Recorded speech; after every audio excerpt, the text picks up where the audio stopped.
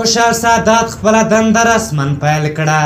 د هغه کارونه او صلاحیتونه به څه وي او د معرفي کېدو په مراسمو کې څه وویل شول. ګران اورېدونکو السلام علیکم.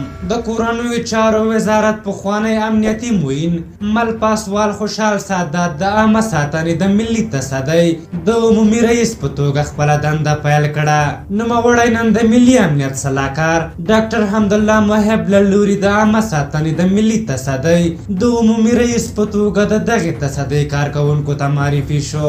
د ملي امنیت سلاکار د عامه ساتنې د ملي تصدۍ د نوي رئیس په پیژند غونډه کې په دغې تصدۍ کې د ځان بسیاینې په موخه د اصلاحاتو او د عوایدو د زیاتېدو نه ستاینه وکړه او ویې ویل چې دغه لاسته راوړنې کافي نه دي او هیله ده چې نوی رئیس خوشحال سادات دغه تصدۍ ملي او نړیوالو معیارونو ته په کتو برابره او لا منظمه کړي. حمدالله محب همداراز وویل چې اړینه ده چې د عامه ساتنې ملي تصدۍ لا زیات مسؤلیت منونکي شي او داسې خدمات وړاندې کړي چې نور ملي نړیوالو او د خصوصي لویو پروژو د امنیت د تامین په موخه بهرنیو کمپنیو ته اړتیا نه وي او په خپله دوی امنیت ونیوی شي.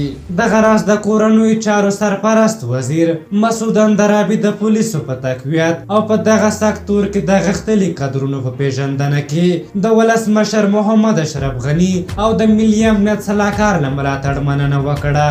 نوموړي دغه راز ښاغلي سادات ته د چارو پر مخ بیولو کې د بریا هیله څرګنده کړه.